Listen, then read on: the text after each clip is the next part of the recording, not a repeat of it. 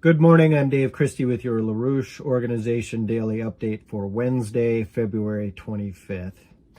Now, as it was noted in the Executive Intelligence Review Daily Alert from today regarding Trump's State of the Union address last night, most unfortunately for the human race, but not surprisingly, President Trump did not address the recent reports that France and Britain are in discussion about providing Ukraine with nuclear weapons. Now, what that refers to is what came out yesterday, which was a report from the Russia's Foreign Intelligence Service, known as the SVR, where in that report they stated London and Paris are preparing to arm Kiev with a nuclear bomb. The British and French elites are not ready to accept defeat.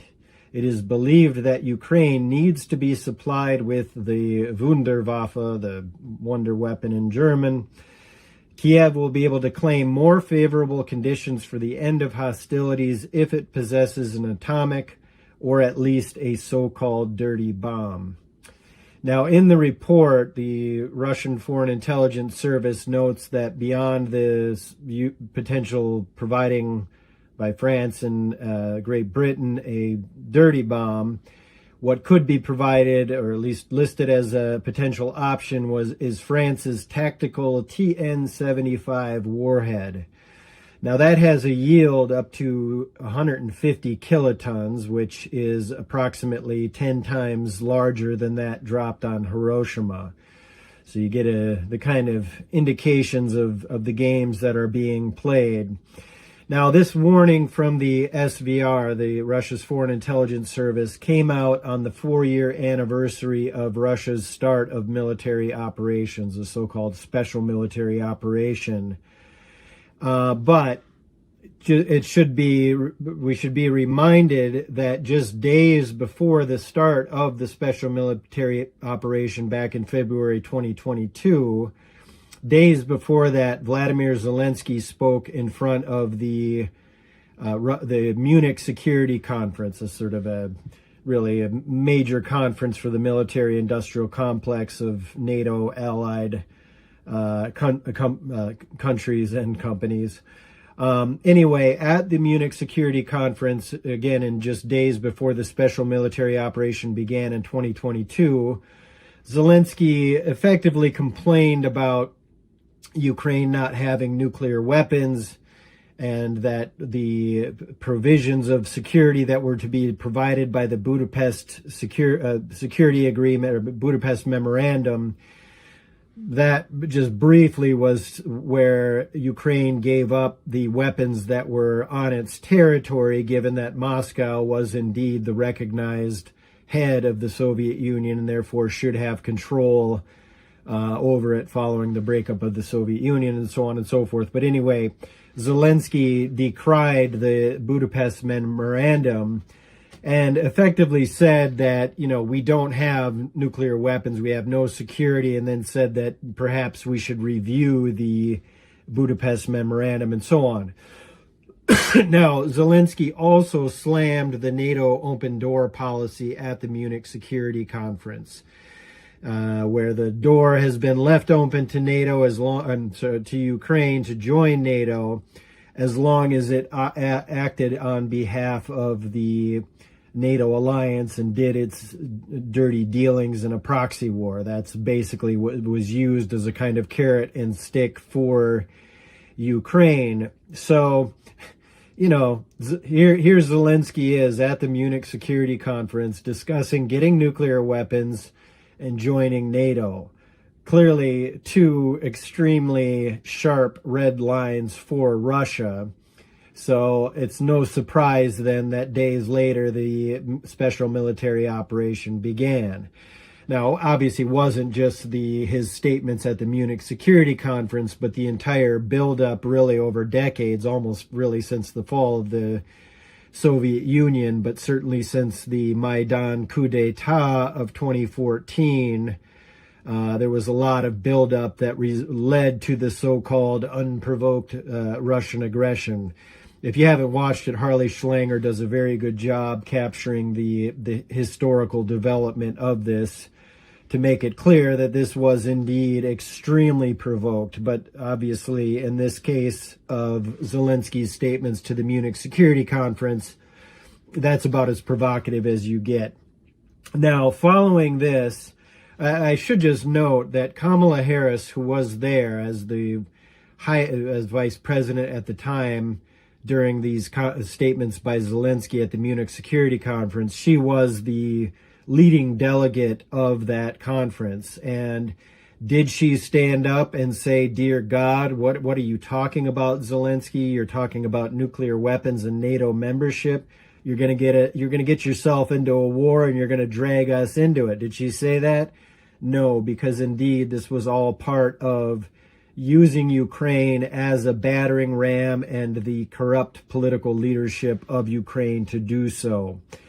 So much for the unprovoked narrative. Now, following Zelensky's comments, we've had a series of many statements calling for Ukraine to get nuclear weapons. I'm just going to highlight a couple of these, one of which was from May of last year, where at the Black Sea Security Forum, the retired British Colonel Richard Kemp told the delegates there that the UK, the British, should help Ukraine create its own tactical nukes as part of a strategic partnership agreement. And then just in November of last year, the former head of, the Ukrainian Armed Forces top commander, Valery Zaluzhny, who is acting as the ambassador to the UK, the Ukrainian ambassador to the United Kingdom, he said in a Telegraph article last November, an op-ed, he said, effective security guarantees, and discussing those, he said those could include Ukraine's accession to NATO, the deployment of nuclear weapons on Ukrainian territory, or the deployment of a large allied military contingent capable of confronting Russia. So, obviously, the SVR claims made yesterday have ample circumstantial evidence to back up those claims, and especially in light of the fact that the Ukraine project that has been run on behalf of NATO, or NATO controlling that project, that we are facing, there are qualified reports that Ukraine faces a military collapse perhaps this year. Now, I want to return to one other statement regarding nuclear weapons, which is a statement made by David Arakamiya in the summer of 21. So this is even before the statements made by Zelensky at the Munich Security Conference and the start of the military operation in 2022. Arakamiya was a close friend of Zelensky, or is said to be a close friend. He was the head of Zelensky's parliamentary faction in the parliament in Ukraine. He was also the lead negotiator in both Minsk and Istanbul, where in Istanbul we, of course, nearly had the peace deal that could have ended the war years ago, until it was sabotaged by the UK's Boris Johnson, who was, I believe, foreign minister at the time. But anyway, in the context of the Budapest Memorandum, Arakamiya said in 2021, he called it a fatal mistake in terms of the Budapest Memorandum. And then he went on to say, we could have blackmailed the entire world, that is, getting nuclear weapons. We could have blackmailed the entire world. They would give us money for our services, as is now happening in many other countries. Now, there may be other countries that Arakamiya was referring to, but certainly one country comes to mind, that is namely that of Israel. And I've cited it before, but as documented by Seymour Hersh in his book on the Israeli nuclear weapons program, that book's entitled The Samson Option, Hersh cited Herman Eilts, who was at the time the U.S. ambassador to Egypt, who said that during the Yom Kippur War in 1973, that he heard from Kissinger, and Kissinger was allegedly said to have stated that if Nixon did not provide weapons to the Israeli military, then they may use nuclear weapons. So that's from Seymour Hersh's account in the Samson option. But certainly one wonders how many times has that threat been made since.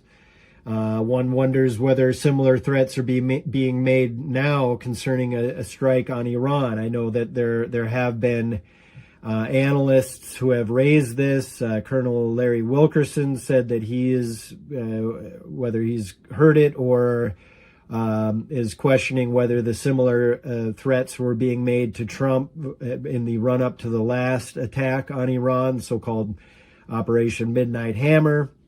So whether Trump needs these threats or not, he certainly, all of his statements indicate that he is extremely hostile to Iran and effectively would like to see regime change and the end of the Iranian nation state.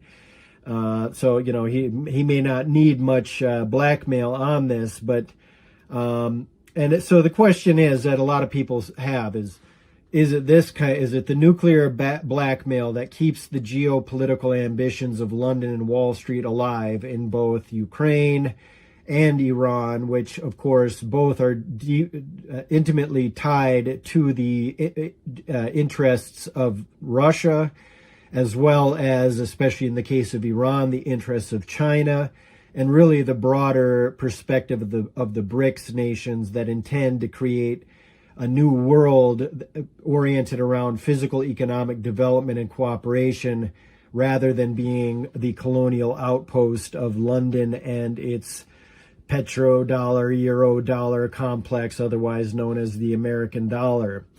And so is it this blackmail from the nuclear weapons blackmail? Is it AIPAC and similar corrupt money out of Ukraine that controls certain elements of the U.S. political process?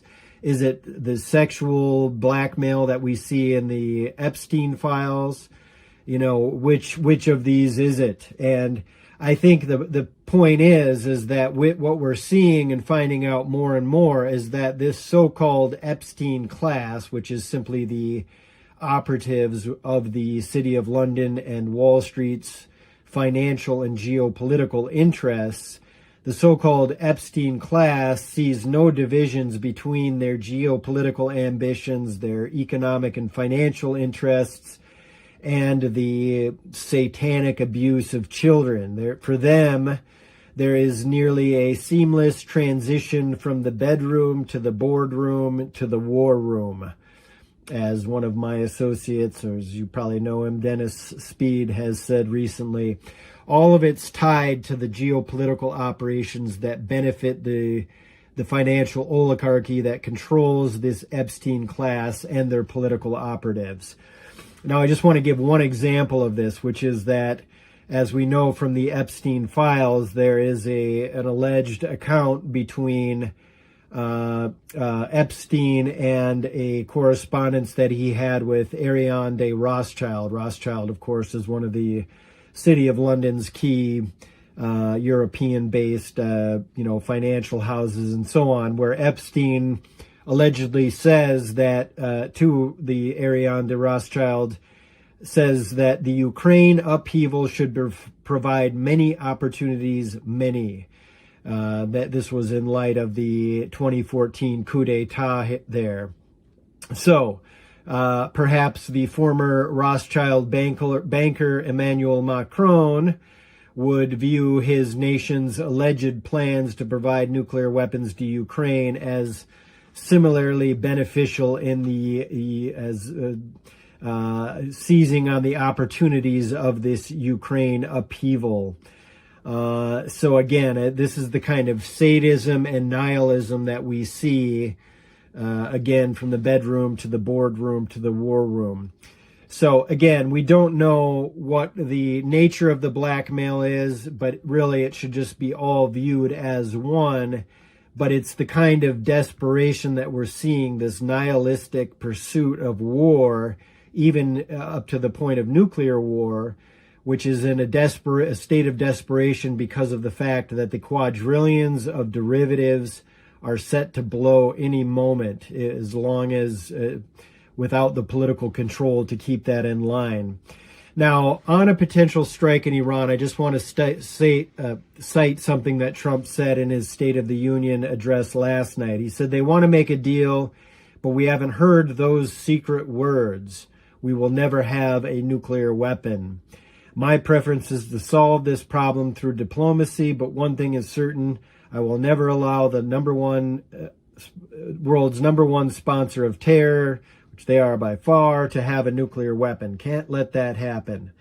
Now, were it left to those secret words, as Trump called it, Iran would have no problem renouncing their pursuit of nuclear weapons, since nearly every intelligence agency on the planet, from CIA to MI6 and including the Mossad, has made it clear over the years that Iran isn't pursuing a nuclear weapon. So we are hopeful that it maintains this route, or that would be pursued in the negotiations on just the nuclear weapons part and not the long-range missiles or the ballistic missile weapons or the support of their allies in the region, as the Israelis are demanding. Now, on the other hand, retired Colonel Douglas Macgregor, who was formerly part of the Trump administration in the first Trump term, and somebody who has obviously a lot of contacts across D.C., he posted a short message on Monday which said, "The decision has been made. The President, the Secretary of War, and their senior military advisors became convinced that the air and missile campaign will compel the opponent to submit to Washington's demands. Get ready," is how Macgregor ends his post on Monday.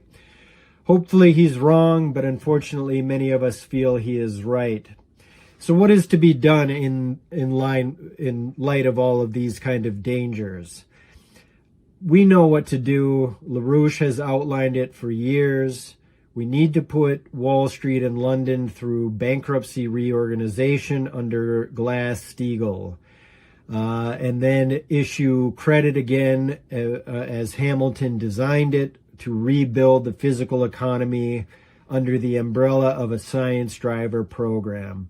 I'm not going to outline that for you now. I would actually suggest that if you want a very competent approach and succinct view of LaRouche's idea of how to get out of this crisis and what the nature of the crisis is, go to U.S. presidential candidate Diane Sayre's website and watch her State of the Union address that she gave on Monday. It gives a very succinct and, again, competent overview of what needs to be done and the actual state of our union. Now, the other thing that can be done is to sign up and organize others to join the event on March 2nd. This is the emergency Zoom conference of the Movement of World Citizens, titled Epstein and the Bottomless Depravity of the, quote, elites, urgent need for a cultural renaissance. So sign up for that event, again, March 2nd. And then today, join the discussion with between Helga Tsepp-LaRouche, the founder of the Schiller Institute, as well as her discussion with former U.S. intelligence officer and one of the member of the Veteran Intelligence Professionals for Sanity, Larry Johnson, who has a website, Sonar 21.